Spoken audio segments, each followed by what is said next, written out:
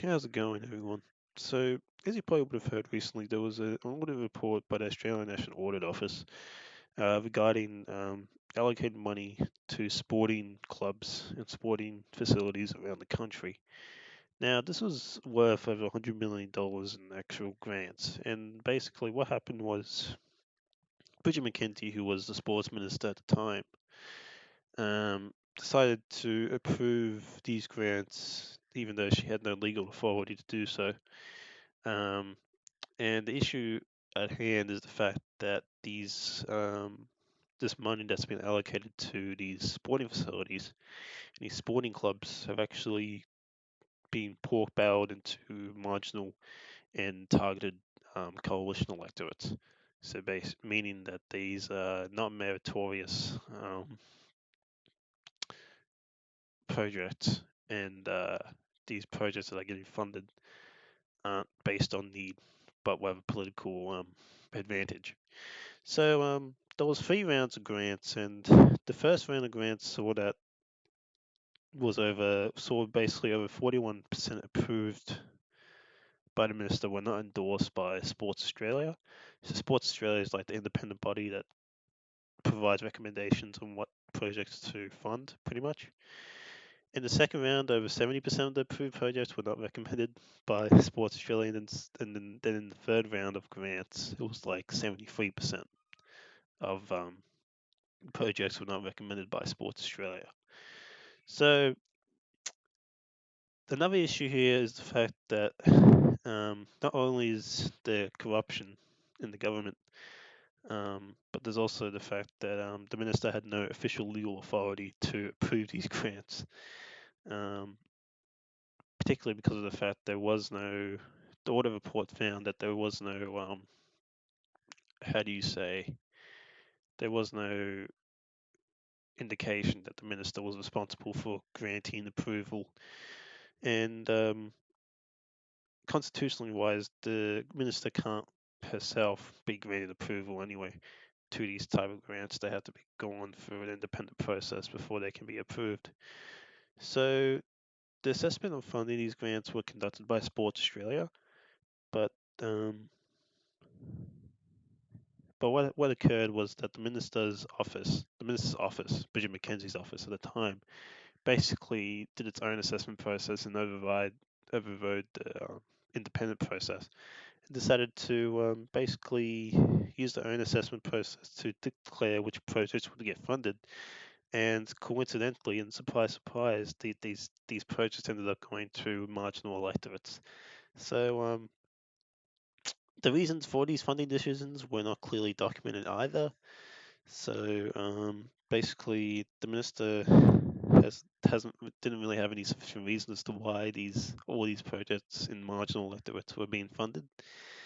And it's very reflective, I guess, of a another scandal over 20 years ago, which 25 years ago actually, where basically Ros Kelly, who was the sports minister in the Keating government, basically did the same thing back in the 1993 election and decided to fund sporting projects in marginal electorates. Um, well, that actually resulted in the minister at the time in a resignation, Ros Kelly's resignation. Now, at the moment, Bridget McKenzie is defending her conduct and saying that she won't resign, even though there's been calls from multiple MPs saying that she should. There's also the fact that she's also defended her conduct by saying that all these projects that were granted funding were eligible and that no rules were apparently broken. Now, obviously, the rules have been broken. I mean, like, basically, some of these rules that you could talk about would be the fact that she didn't act in an independent way. She acted in a manner that was biased biased for her own interests and her party's interests. So basically, um, the funding that went to these projects were not based on need, but for political gain. But there's also the fact that she had no real authority to approve these grants either. So you have an issue here of where the audit report said basically you can't there's no official clause saying that she is the approver of these projects, meaning that she had no official authority to do so, to actually approve and even do her own assessment process. So this is also leaked into state governments as well, this scandal. In the New South Wales state government, there was also sporting grants, their own type of sporting grants during the state election as well. Now, over a lot of these liberal electorates in the state government, a lot of liberal marginal electorates and target electorates were funded with sporting grants and sporting projects. And I think only 2 Labor areas and 1 Green seat was funded, while over 12 coalition seats were like marginal coalition seats were funded. So now there hasn't actually been an official investigation on the state level in that regard, but the opposition in New South Wales has asked the Auditor General to audit that sporting program for New South Wales, and I wouldn't be surprised if it did come out that it turned out that there was some political games happening when they were granting these sporting grants on a state level as well.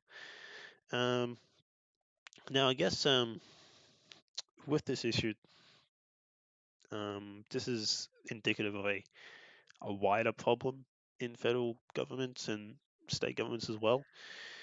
I mean, in the past, a really big example of how corruption affects a lot of our expenditure, public expenditure as well, is through infrastructure projects.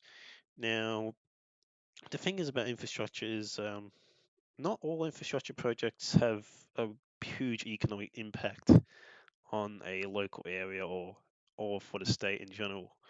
An example of this would be the Canberra Light Rail in Canberra, which I haven't seen it myself, but I assume it goes around Canberra.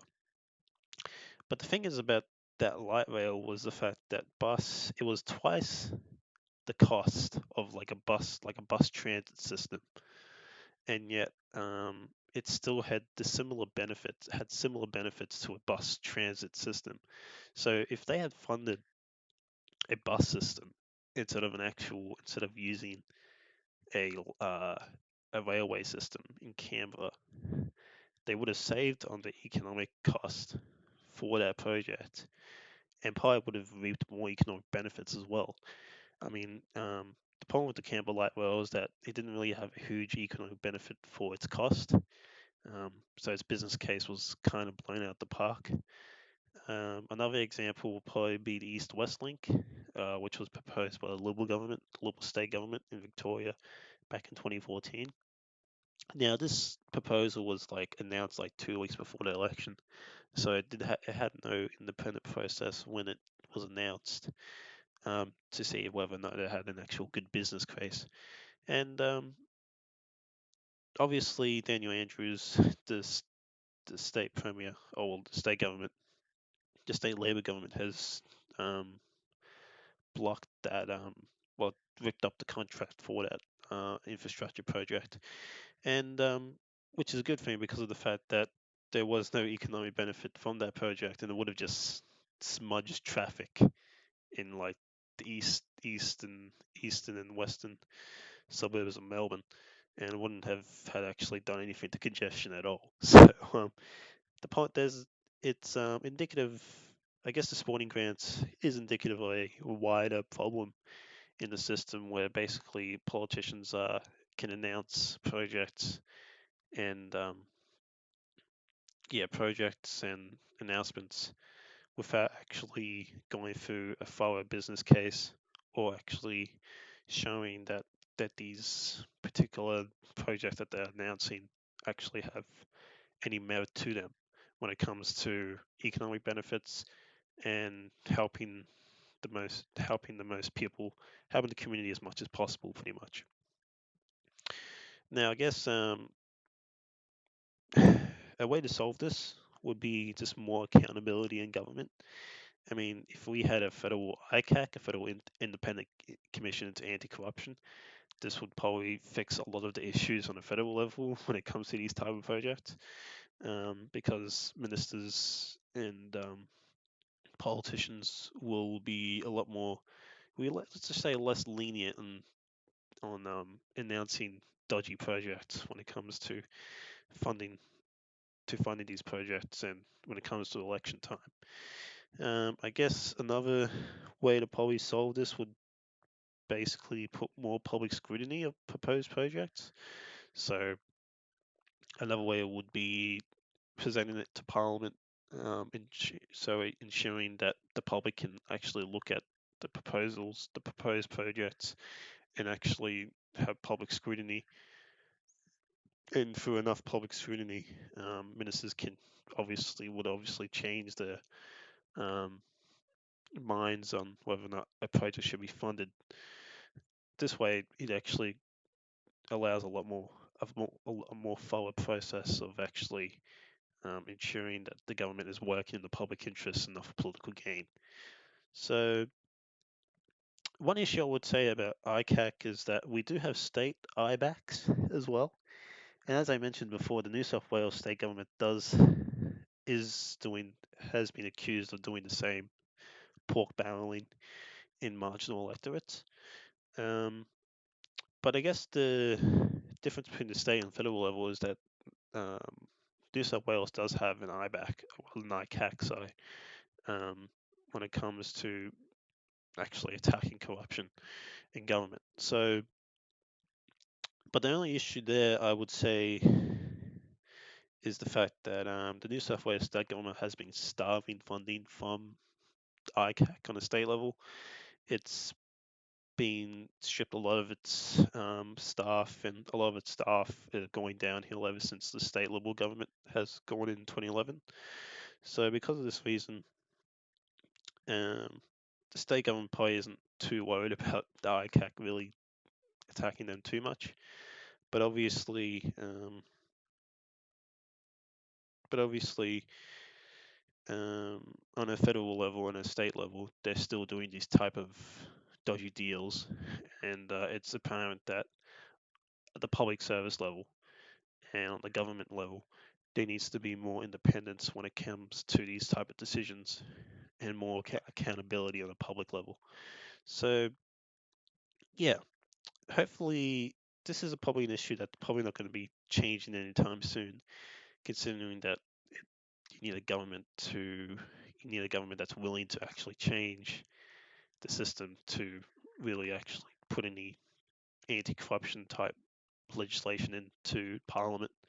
So obviously, the Liberal government, what I assume would probably won't be doing that type of thing anytime soon, just because of the fact that they are pretty much the most not the most, I would say the Nationals are probably the most corrupt party in Australia, but the Liberals are probably second last, second best when it comes to corruption in government. So the only issue here is that the Liberal government probably wouldn't solve the issue, probably won't do anything. And ScoMo and Scott Morrison has said that he will be backing Bridget McKenzie anyway, so Bridget McKenzie probably won't resign over this. So it shows that the government doesn't really care about it too much.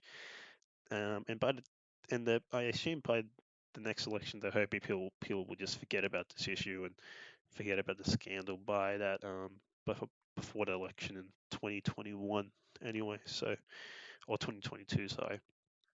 So yeah, unless there's a change of government, I don't think a lot of change will happen when it when it comes to accountability in government.